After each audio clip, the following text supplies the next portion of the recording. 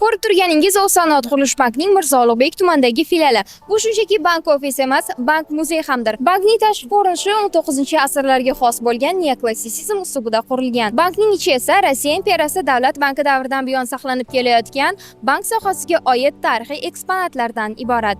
Filialning birinchi rahbari Nikolay Mixaylovich Baxtiyorov edi. U Toshkent filialini 1881-yilgacha boshqargan.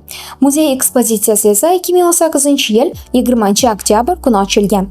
Bu yerda telefon, yozuv mashinkalari, davlat kredit kartalari singari bir qator tarixiy eksponatlar mavjud. Telefon kommutator, bank xodimlari orasida direktor telefoni degan nom olgan. Chunki bu o'ziga o'sha payt uchun juda ham yuqori texnologik telefon bo'lgan. Bir vaqtning o'zida 6 tagacha boshqa shaharlarga chiqish imkoniyatini, liniyalarni ulab berish imkoniyatiga ega bo'lgan. Ya'ni shu bu yerda ko'rsatilgan mana bu old qatorda ko'rsatilgan tugmalarni bosgan holatda siz boshqa shaharlar bilan aloqaga chiqishingiz mumkin. Telefon aloqasi bunaqa rivojlanmagan paytda bu juda ham katta texnologik imkonlar bergan va juda ham qisqa vaqt ichida boshqa shaharlar bilan bog'lanish imkoniyatiga ega bo'lgan. Hattoki o'sha paytda bu telefon ishlab chiqarilgan davrlarda 60-yilda ishlab chiqarilgan bu telefon davrlarda konferensiya aloqa juda ham bir mo'jizakor narsa bo'lgan. Bu telefonda konferensiya aloqa qilish imkoniyati ham bor.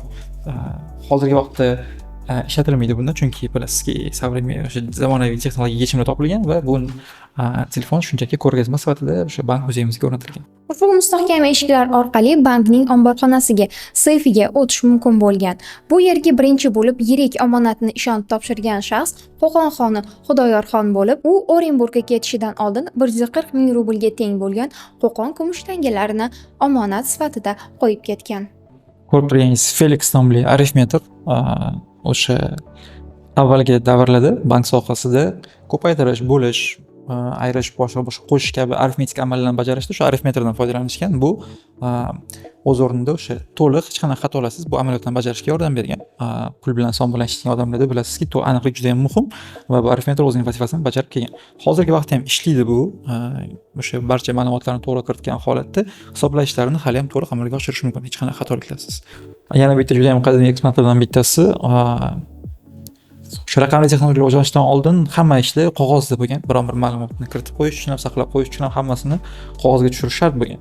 Tabiiyki, qog'oz ko'p bo'lgandan keyin uni biron bir kitob o'rnida shakllantirib qo'yish yoki tikib qo'yish uchun bosma kerak. Bu o'sha bosmalardan bittasi hisoblanadi. Buni tagiga qog'ozlar bir jam qilib qo'yilib, o'sha bosilgan va ular teshilgan holatda o'sha ip bilan tikib kitob holatiga keltirib qo'yilgan. Kunlik hisobotlarni tayyorlashda, oylik hisobotlarni tayyorlashda juda ham o'rnidan bosilmas uskuna deb aytsam bo'ladi.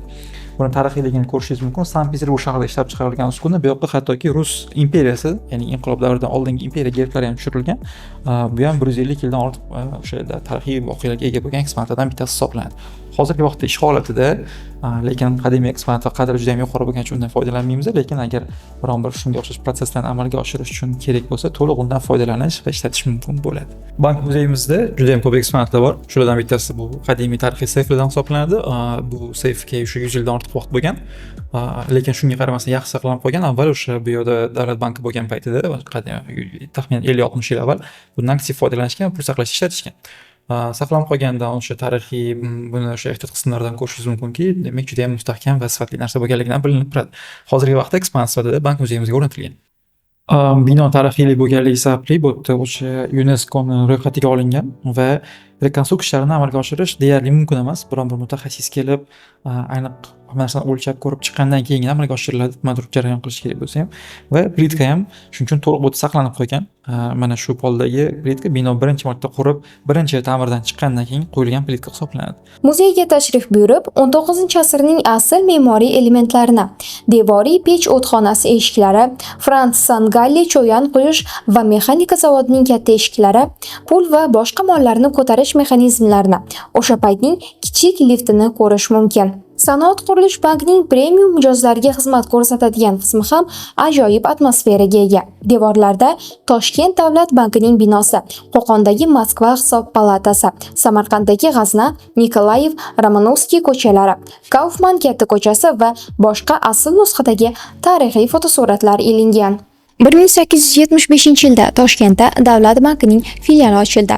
Uzoq vaqt davomida bu bank Turkistonda yagona hisoblangan. Bino 2009-yilda to'liq qayta rekonstruksiya qilingan. O'sha UNESCO xodimlari, mutaxassislari qatnashib va birlamchi o'zini go'zalligi, stili saqlab qolish uchun ham harakat qilingan. Mana bu naqsh-inkor ustunligiga ham e'tibor berishingiz mumkin. Kapitaliga ham qarashingiz mumkin bo'ladi. Patologda ham hammasi o'sha o'zini eski tarixiy uslubida saqlab qolishga harakat qilingan.